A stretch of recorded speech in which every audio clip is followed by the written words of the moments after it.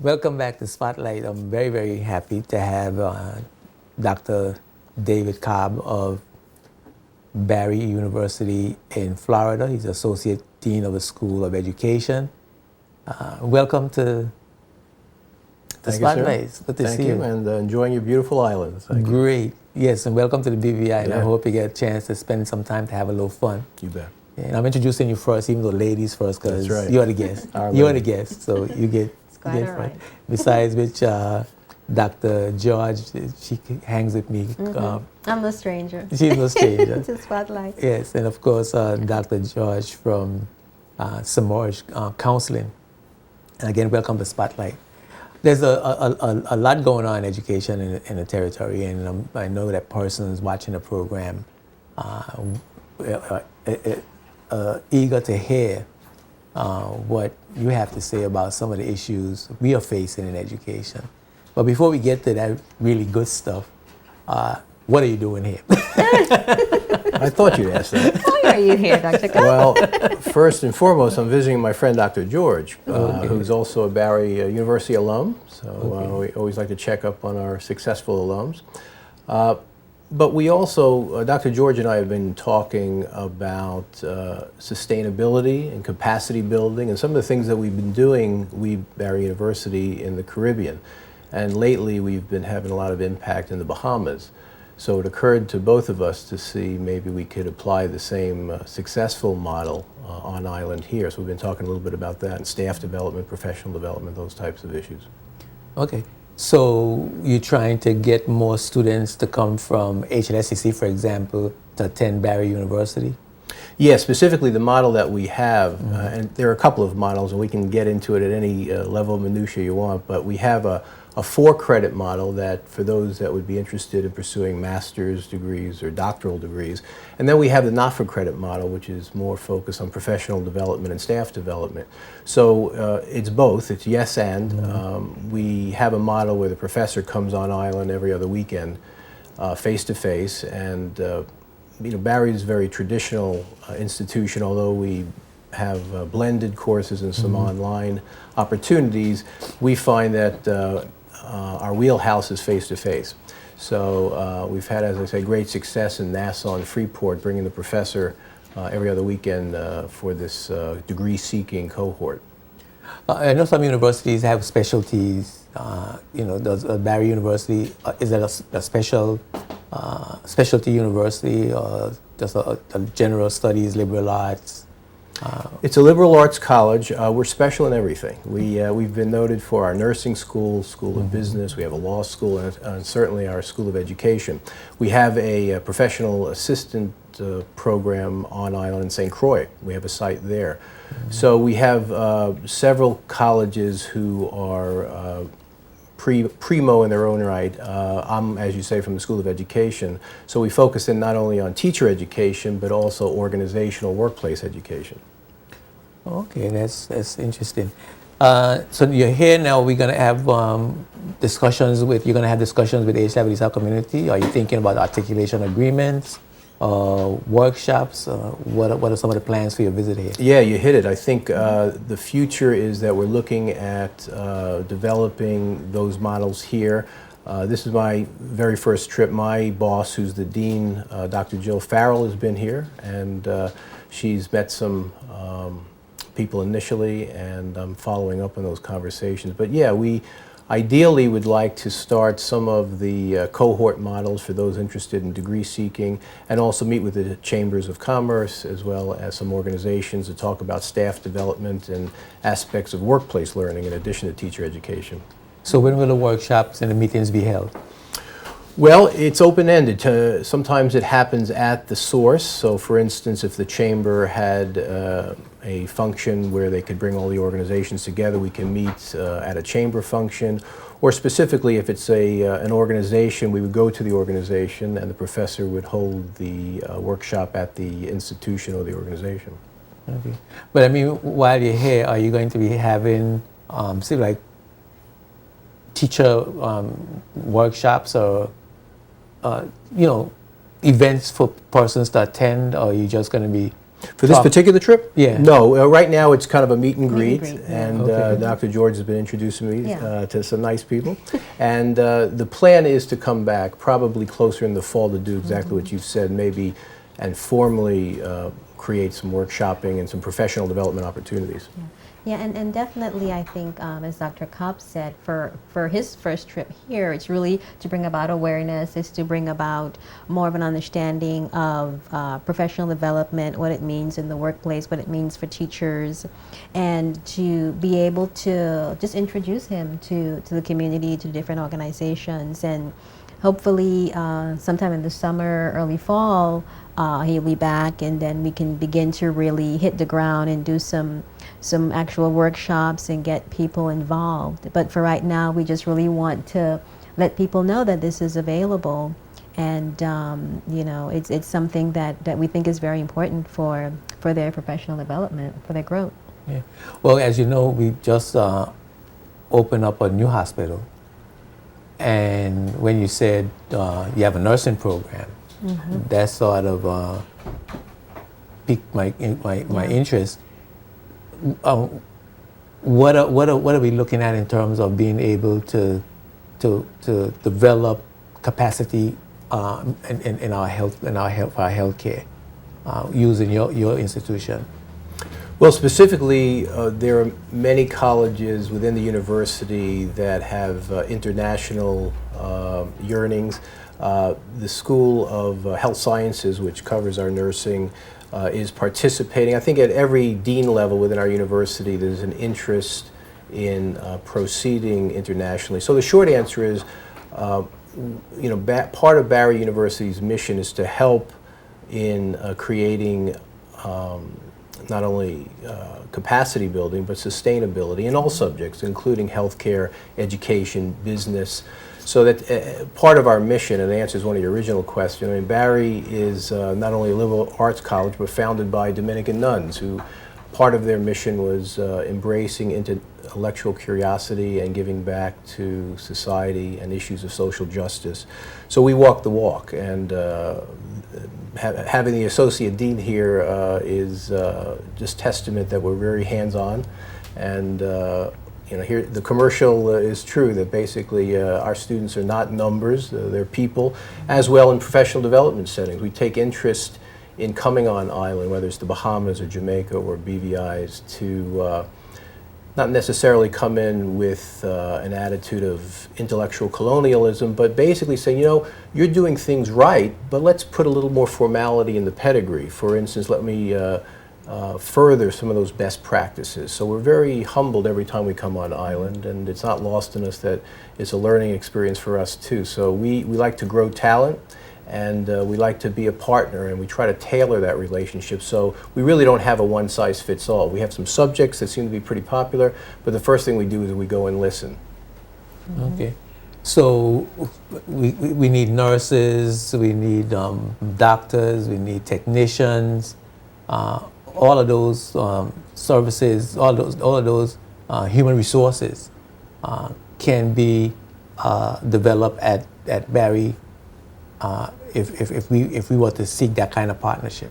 Yeah, theoretically, the model we could develop, which could include certainly professors coming on the island, but I think there's an interest in dialoguing and finding out what the need is and then attacking it in a very tailored way. So yeah, the short answer is we have the subject matter expertise, and we have a relatively young country that, as I say, for us, it's humbling because in our classes in Miami, certainly, we have leaders of companies and organizations, but on some of these younger countries, where in my classes are the leaders of countries, and that for me, that I always say it's like going to the United States, equivalent of 1816 when we were 40 years old. You know, what would I find?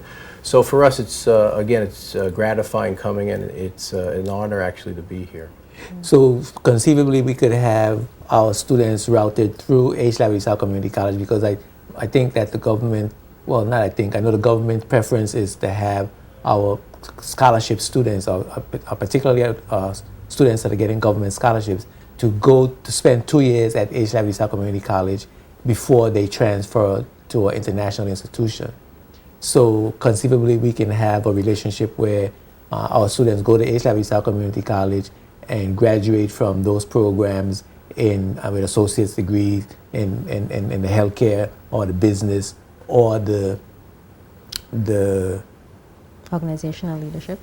organizational leadership professions and paths, and can come into to Barry University to complete. Yeah, I mean, you're hitting upon a model that we've had called the 2+2 program, where they would do their associate's degree, then finish up a baccalaureate at Barry, and we would hope to be a 2+2+1 where they finish their graduate work. So those models are out there, and it's part of what we would do when the time was right to sit down with the government and make sure that we certainly are sensitive that we don't want to step on anyone's toes. You have, as you say, you have institutions here already doing a great job. So we would want to complement that, not supplement it. Yeah. Okay. Now, teacher education, I think, is becoming a focal point for the territory. The minister has said, the Minister of Education and Culture has said on many occasions, and has instituted actually programs for building capacity in the teaching profession, giving the teachers additional training, keeping them up to date on cutting edge of teaching methods and teaching and learning methods. So that again is something that your school is able to facilitate. Yeah, we, whether it's through our instructors or the research that our instructors do, we very much have our pulse on the best practices of teacher education. Now, certainly there are nuances between the U.S. and here as far as the systems that are in place, but at the end of the day, we want the same thing. We want Johnny to know how to read and write. And the pedagogy of it is where Barry really shines we've had principals of the year, we've had teachers of the year. So the content and the curriculum being best practiced, we have a good track record of that. And part of my portfolio also includes not only subject matter expertise where they become a great and good teacher, but also how do they develop themselves. And this is part of the staff development and the professional development arm that Barry has as well. And that would typically be understanding that it's like other professions, it's a frustrating profession, and you go in idealistically, and sometimes you're at risk to get jaded and cynical. And that's where staff development and professional development comes in, where especially Dr. George and some of her interventions talk about conflict handling and aspects of intrinsic motivation versus extrinsic, because we can all agree that you don't go into academia or teaching for the money. It's really a passion that you have from within.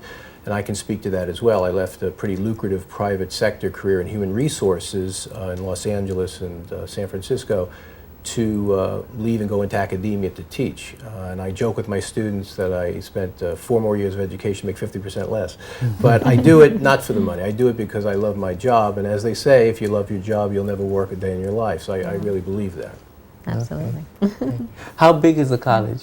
How big is the institution? We're about 9,000 students, and we were established in 1940, as I say, by the Dominican nuns from Adrian, Michigan. And we're pretty well known in South Florida, but we're getting better known nationally. I think I mentioned to Dr. George, and I think she knows that perhaps my at least tallest student, if not most famous, was Shaquille O'Neal. Dr. O'Neal got his doctorate through our program. And I think somewhere on the internet there's a YouTube of him lifting me up during graduation. Okay, Yeah. I didn't know that Shaquille O'Neal had a doctorate. Yeah, he has an ED He has in an organizational leadership, from Barry. and he graduated about 4 years ago. Yeah, I hadn't heard of Barry actually until you sent me the email. Really? Yeah, so I don't You know. have to work on that. You have to work on that. You Yeah. haven't been doing good publicity, at least internationally. I don't know. I mean, you always hear about Florida State University, the football. Yeah. The state schools, yeah. Yeah, You hear about the state state schools, schools, yeah. But this is a private school. It's independent, private, Mm-hmm. Catholic institution. We're ecumenical. We welcome everybody from all shapes and sizes and religions. And I'm actually, like Dr. George, a graduate. I got my PhD in 2001 from Barry, and I decided to stay because of the culture. As I said earlier, they really walk the walk in operationalizing students that really are seeking and have intellectual curiosity. We don't hang our hats on test scores and impersonal data. It's important, but there's also a people side to it, so we like to take advantage of that. And that's why when we interview our students, I really take great interest in what they plan on doing with the degree and why they're interested in that subject, whether it's nursing or being a teacher or a businessman or woman. Yeah. And it's, you know, like we were talking, Dr. Kopp and I were talking today, that whole sense of the intimacy feel with Barry, very personable feel with Barry.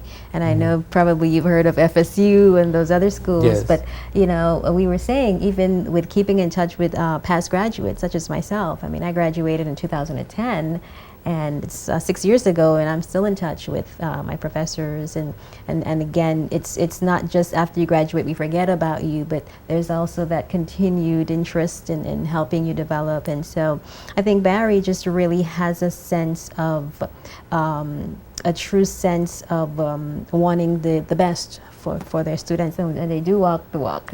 Okay. Yeah. So you, I guess you will be meeting with Dr. Dawson. Yes, we actually met with Dr. Dawson. Oh, you've met with him we already. met with him Okay. already, and really speaking to partnering with the college in terms of faculty and staff development. We're looking at possibly some of the other courses that Dr. Kopp was talking about in terms of being able to potentially get a Barry degree and not even have to leave the island. That would be great, you know, and so that's what really we're looking to bring a Barry degree with having a sense of convenience to it. Yeah. So online, that means online classes and Combination. a combination. Combination. Yeah, I know we have an agreement with Wright State University as well, where students get master's degrees from that, bachelor's and master's degrees from that institution, whether it's distance learning and at times having to travel on site, a combination of both. That model, is that the model that we're looking at? That's the model, and I'll let Dr. Kopp speak more to that, but definitely Barry is a traditional school, and we definitely emphasize the in-person. So I'll let Dr. Kopp speak more Yeah. to how that model And works. Dr. George is right. I mean, a very small percentage of the delivery is online, and I think that's what separates us. You know, when we do our needs assessments before we go into any organization or country for that matter, one of the things that resonates is that the face-to-face instruction is important. And there are many online degrees out there, and many of them are good, don't get me wrong, but some students' learning styles are not optimized on the online. So yes, we have blended components, but the lion's share of instructions, in fact, all of the contact hours are face-to-face, but we supplement it with the online. So that's where we really differentiate ourselves, and it's really been a success. We've been in the Bahamas now about 5 years now. We're on our 10th cohort, and that's the feedback we get, that, you know, we have other online degrees we could do, Dr. Kopp, but this is kind of, we're getting a lot more out of the face-to-face. So that means that you're going to send persons down? Yeah, that's the model. We come every other weekend. We partner with an institution, and we use that school on the weekends. It's typically Fridays from 4:30 to 8:30, and then Saturday morning from 8:30 to 4:30, with a lunch break, of course.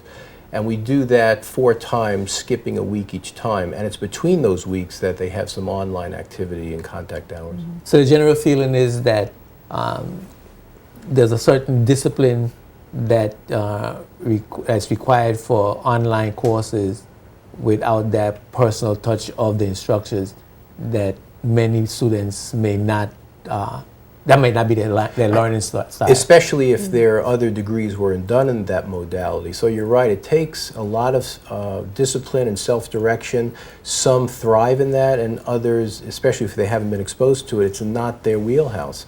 So as Dr. George says, we are really a traditionally delivered degree, and that's really been the attraction, because to your point, there are a lot of online degrees out there. So the way we differentiate ourselves is to send people like me and Dr. George to Bahamas to teach.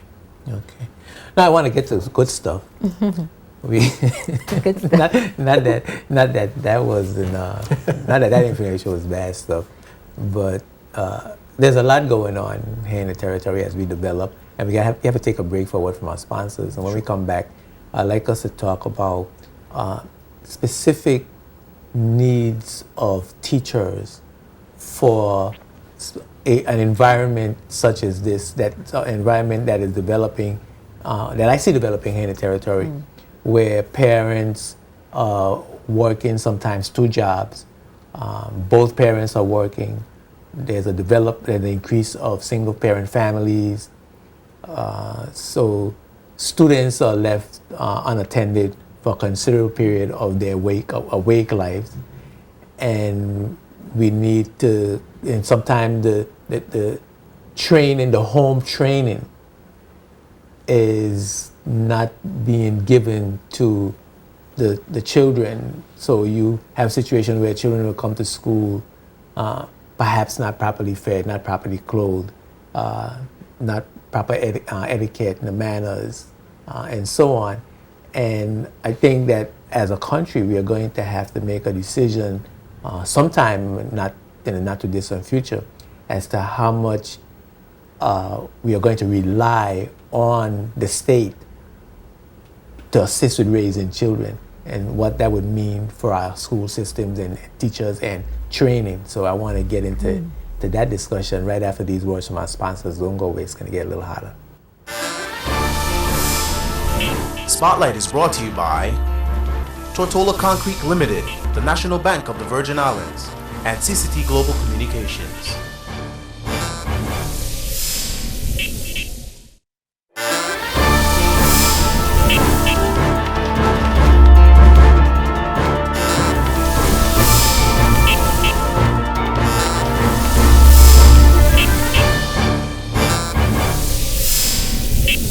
Welcome back to Spotlight. I'm having an interesting conversation with Dr. Cindy George of Samoa Counseling and our special guest, Dr. David Cobb of Barry University in Florida. And we're talking about education generally and what relationships can be forged between Barry and the community here, and particularly H. Lavisa Community College and all other persons who might be seeking educational development of all kinds, whether it's professional enhancement or degree programs.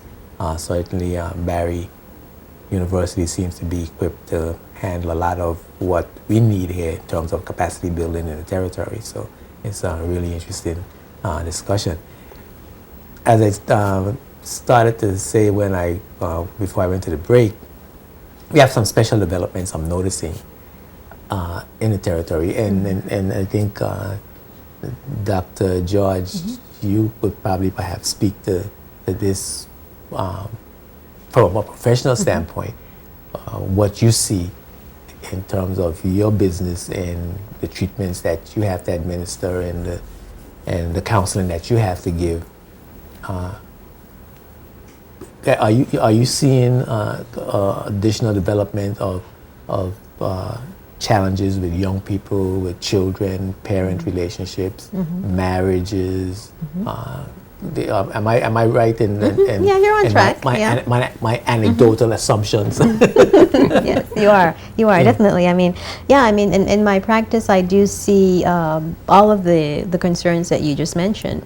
With respect to parents and children, I see that lack of understanding of the children, and I think for parents to really get the time to understand children, and vice versa. And I also see, like you said, the concerns with in terms of just being able to have the children get that even balance between education, social, emotional, and the home front.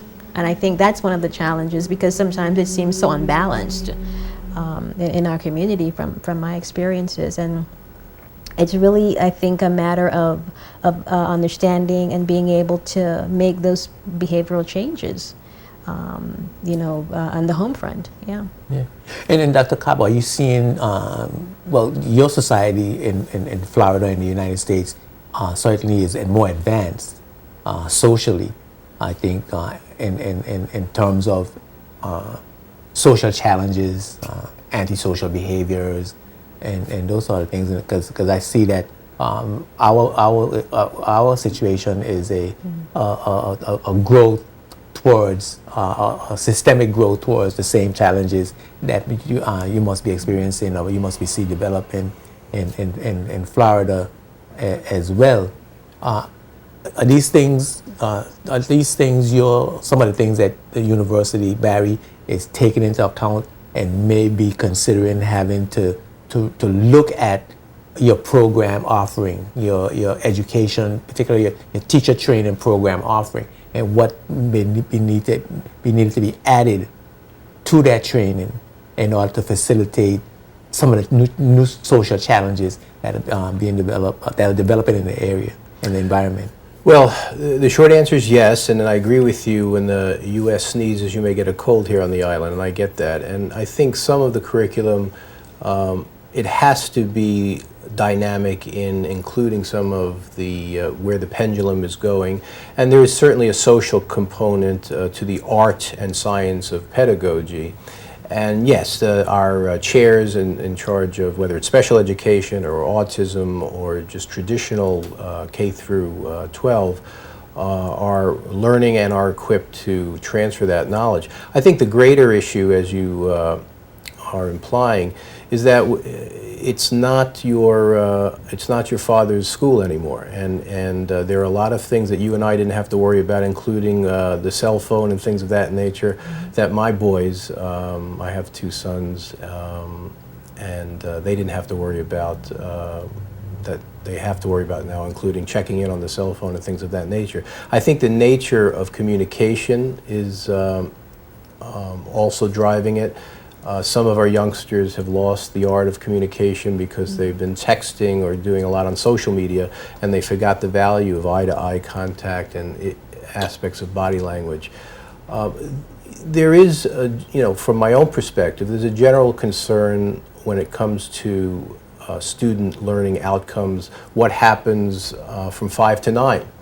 And when it's tough to reinforce when you have socioeconomic challenges or you have broken families and all the issues that nowadays seem cliche, but they're just as important as they were when we first talked about them.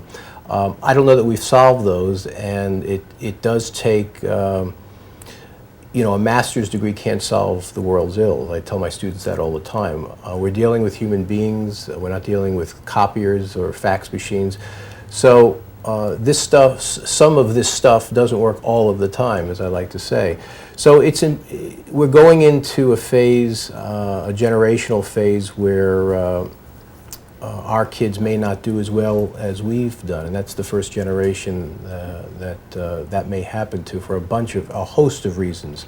So the short answer is that I track it like any educator, like any social scientist, and I don't have the fix. I can see where the problems are, but I don't envy today's teacher. I give them a lot of admiration. I don't know that I could do what teachers do for the youngsters nowadays. The adults are challenging enough, but the youngsters, that's another story.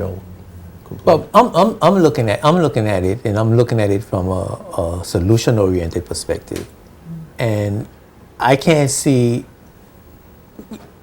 A lot of us are talking about parents taking more responsibility for their children, and parents teaching their children. When a child, what we want, the ideal situation is that when a child comes to the classroom, the child comes already prepared to learn. Proper etiquette, good work habits, good study habits, manners, politeness, being able to relate respectfully with the teachers. And so the teachers have minimum challenges in dealing with behavioral problems in the classroom, right? That's not happening. I don't think that is happening anywhere. For one reason, many of our parents don't know how to raise children. So we're looking at a situation where we might have to have a mass education program for the entire population in terms of parenting. right? But I think we have to have come to a decision at some point as to how much more responsibility, since teachers are having the bulk share of time with the children, how much more responsibility we are going to add to teachers, and what that means in terms of quantity of teachers, quality of teachers, quality of facilities, you know, and I'm asking you as a person, and I don't know, but maybe I'm overstepping. I don't know if this is particularly your field, maybe it's this more of a social study. But I'm hoping that from an education perspective, you could share some insight as to, you know, the political act of increasing teacher responsibility, for example. Well, you know, it's a fair point to, you know, bring up this issue. How much is the teacher responsible for student learning outcomes? Now, one side of it is that if they're trained in the art and science of pedagogy, they should be held accountable for what Johnny turns out to be. But because when Johnny leaves the school, there are a lot of things that erase the prior discipline and the knowledge, frankly, that they may have gotten that day because they're distracted by other things. I mean, to one of your points, the cliche is true. We used to say that you need a license to fish, but you don't need a license to have kids. And there is a need, I think, for life skills. I think because of social media, and by the way, I like your tact, because it's part of my tact of taking a glass half full approach, and what is maybe looking at what is working and maybe duplicating that in areas where we could improve. But I think there's a lot out there that you and I didn't have to deal with as youngsters. There are these kids, I don't want to generalize, but many kids want their own reality show at 14. They turn on YouTube, they see some guy jumping off a cliff or whatever, and you know, they used to say, someone smart says, many people look at it as the United States of entertainment. You know, they want to be famous and they want to be rich now because they see some of their role models. And that flies in the face of what you and I are talking about. How much impact can someone have from 9 to 2 every day when after they leave the school they have all of this overload? And I guess the short answer is I don't know the answer. Well, but can we at least start? Can we start with increased teacher training? I mean, when we look at teachers now, in classroom management, for example, has the instructions the teachers change regarding classroom management to reflect the change in times that you're talking about, that you just mentioned? Well, and to get to your first point, it's not my wheelhouse, but I will tell you that the classroom management of children certainly nowadays is limited by any type of discipline that one may have gotten 20 years ago. And there are both sides, two camps on that, whether that's a good thing or a bad thing. I think from my point of view, having kids that went through the system, I think there's no substitute for a quality teacher, and that's true. But to your earlier point, there's no substitute for going back to an environment where the things you learn from 9 to 2 are reinforced, the discipline is carry over, and you don't talk to your teacher like that. And by the way, you don't talk to your parents like that. I think you could. What I would say is that a good and great teacher will certainly improve the situation, but having a poor home family life will always ruin the situation. So I think for my money, there's no substitute for having parents that have the life skills that teach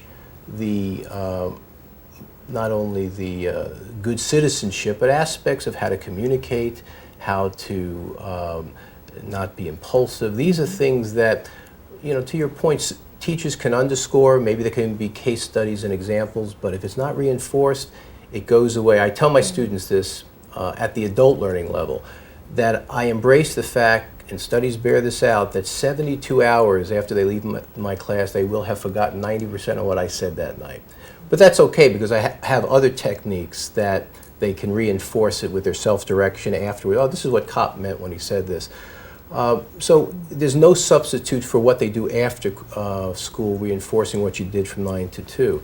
So, a great and good teacher will do his or her job, but it will all be for naught, in my opinion, when they get home if it's not, doesn't have the structure it needs.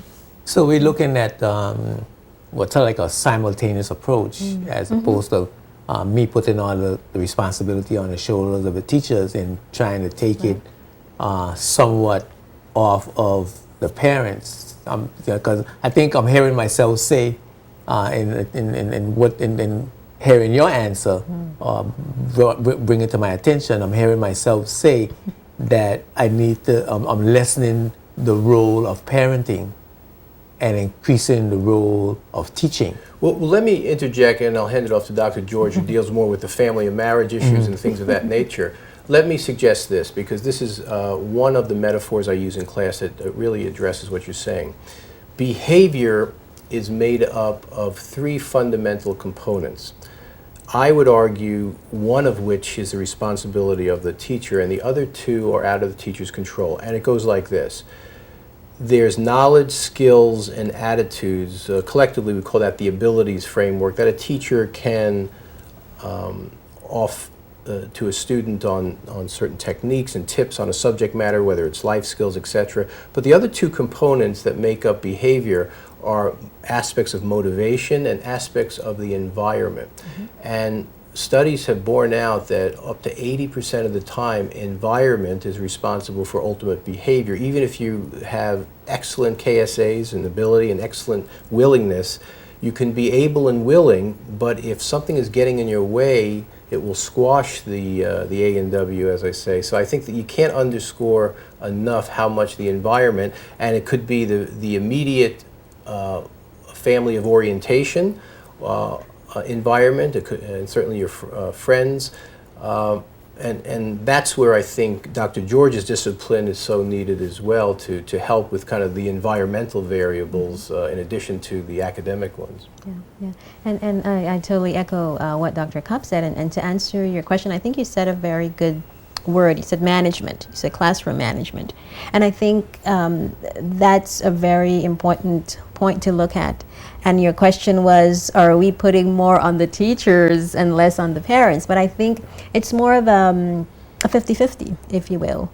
And I think what Dr. Kopp said, if the teachers do it during the daytime, then it's again reinforced at home. And then you go back into the classroom, and then, so it becomes a hand in hand. It's really a partnership, really. And I remember, when I was a guidance officer, and for me, going into the classroom and observing teachers, and I say this from my own experience, I think that if teachers had a better understanding of child behavior, and I'm not saying they have to go and get a degree in counseling or anything like that, but just to have some understanding of how child development works, and the tie-in to a lot of the social challenges and parental challenges, I think it would make their jobs less frustrating. When they have a rowdy Johnny or that kid who they put off in the corner because he's difficult or she's difficult.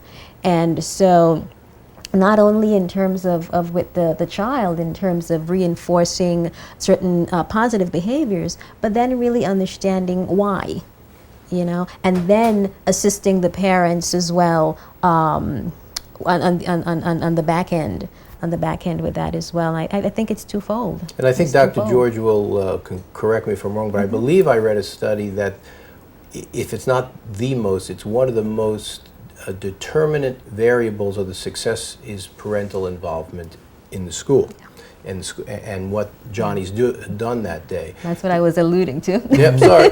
So the disconnect, just the opposite. The disconnect happens when there is no parental involvement. Then for sure, it's not going to be reinforced because there's no incentive to reinforce it at that level. So parental involvement, maybe that gets really to some of your answer. I think some of the techniques that certainly are part of the curriculum at Barry and other schools of education is the importance of parental involvement in your child's education. It can't be siloed. It has to be a partnership, as she says correctly. Definitely. We got to take another break. And I'd like to continue with the discussion and to see how, from Barry's perspective, from your perspective, how teacher education is changing or has changed, or what has been added to teacher training, particularly to deal with some of these challenges that we've been just talking about. Keep it locked right here to Spotlight. We'll be right back after these words from our sponsors. Spotlight is brought to you by the National Bank of the Virgin Islands and CCT Global Communications.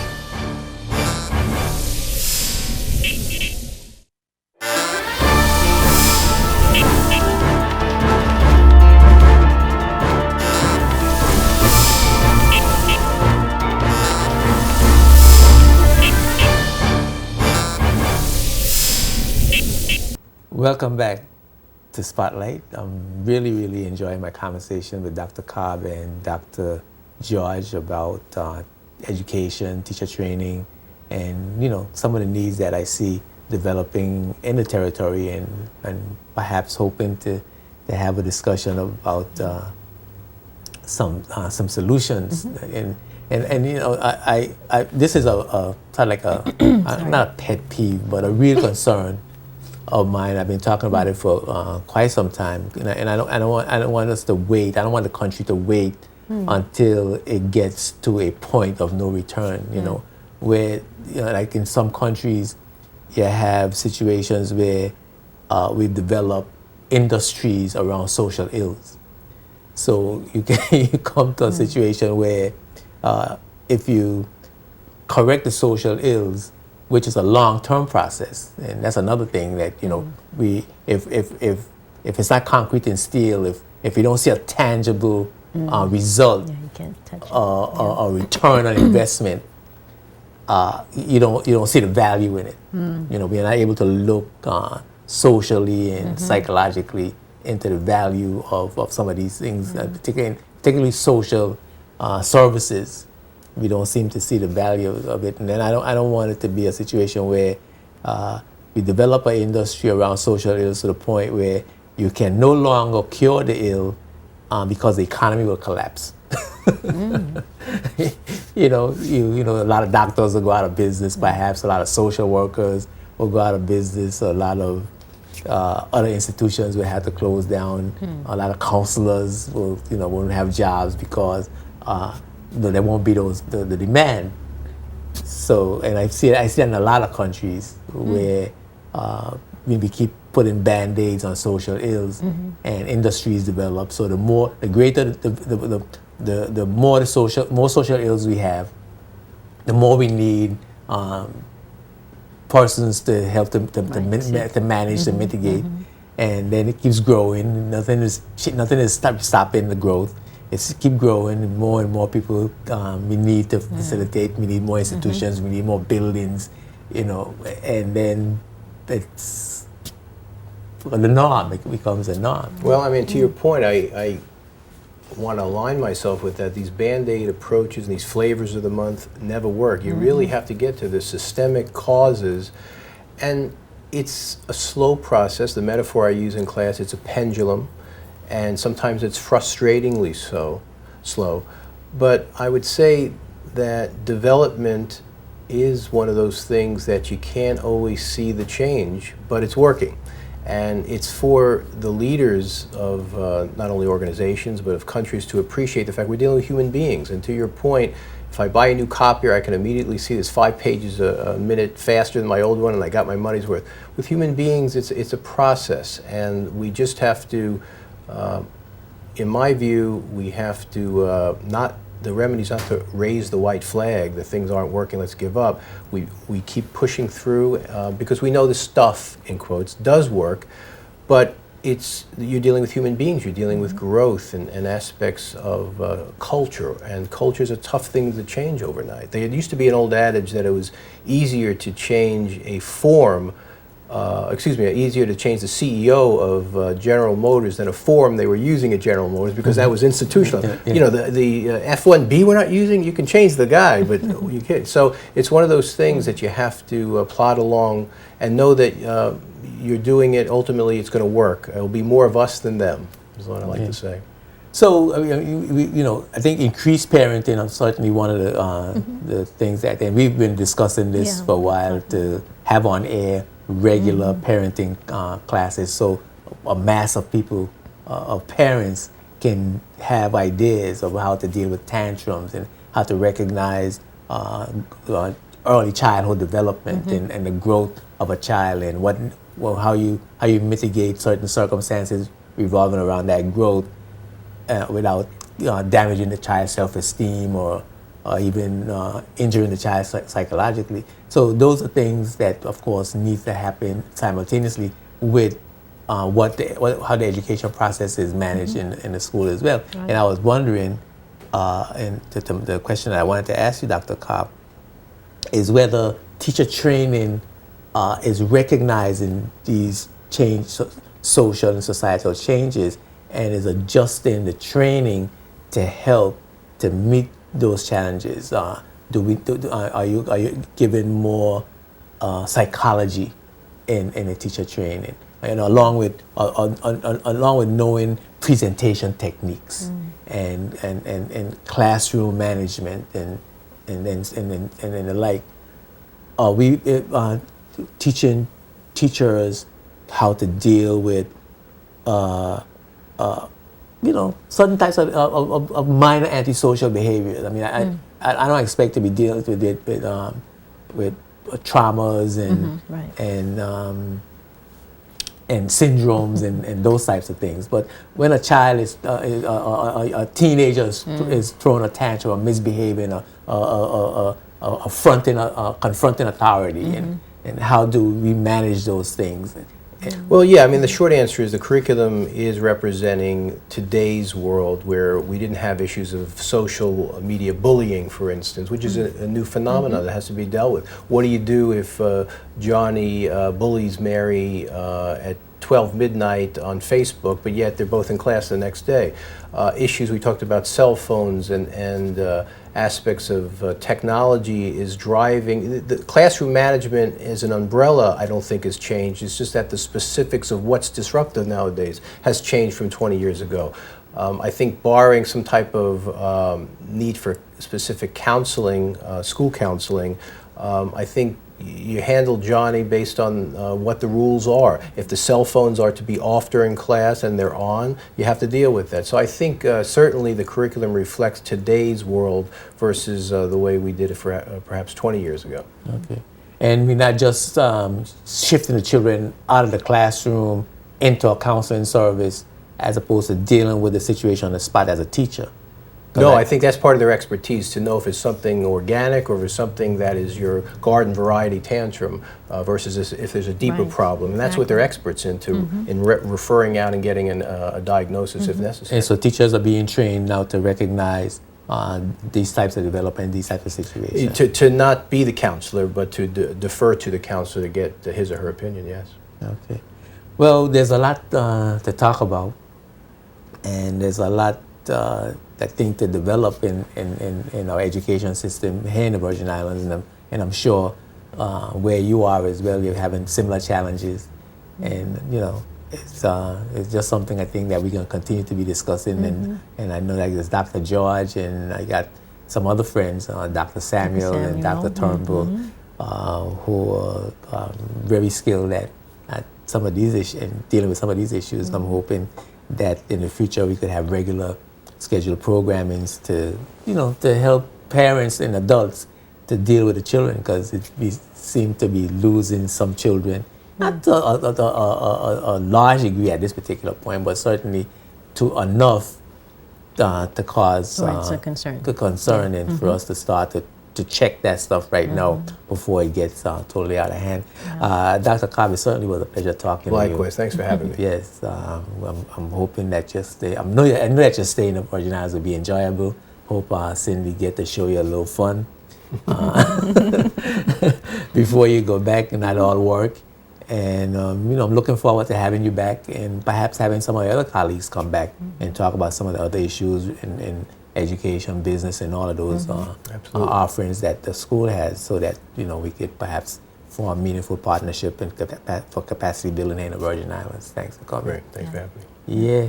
And if anyone wants to get any information about what we've been talking about, they could always reach out to me as the liaison person on island for Barry University.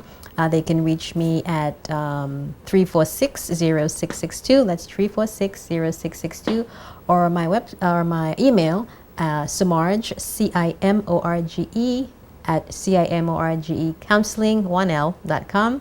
And they can also email Dr. Kopp as well. Yes, certainly.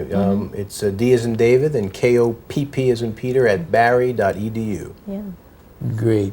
And you listed, Simorge Counseling is listed Yes. in the directory. Yes. Because I find sometimes it's simpler to just give the name. Yes. And let them Simorge look- Counseling and them- Consultation. them look Yes, for the we phone are number. listed. Yes. Yeah. Instead of trying to remember the numbers. At Yes. least that's my challenge. Oh, it's true. Yeah. And thank you again for bringing Oh, our Dr. Cobb. pleasure. And thanks. Thank Good you. to see you. And we'll be talking some Yes. more, I'm sure. Yes. Yes, indeed. Next week, the spotlight is going to shine on what we know to be the financial services sector. We wanted the Financial Services Commission, and we want to talk to those officials about how we can learn to sell our financial services as individuals. You know, a lot of times people ask us about financial services, and some of us don't have a clue. Some of us have very limited knowledge, and financial services, of course, is our major revenue earner in the territory. So we need to be more au fait on what that's involved and how to put it in a positive light. Because, you know, we've had a lot of international attacks on that sector in the last year and a half or so. And of course, we need to know how to increase our participation in the economic and financial gains of that industry as well. So next week, we're going to have that discussion. Make sure that you tune into Spotlight. Of course, Spotlight is seen every Tuesday here at JTV Channel 55 at 8 p.m. and rebroadcast Sunday afternoons at 2:30. You could also watch us on demand at jtvlive.net. And you can I want you to like our Facebook page. Like my Facebook page, Spotlight, facebook.com Spotlight BVI, /Spotlight BVI. You could find out about upcoming guests and topics, or you can suggest guests and topics of your own. I'm Edgerenko, reminding you that when the spotlight is on, you see the facts. Peace and blessings. Spotlight is brought to you by Tortola Concrete Limited, the National Bank of the Virgin Islands, and CCT Global Communications.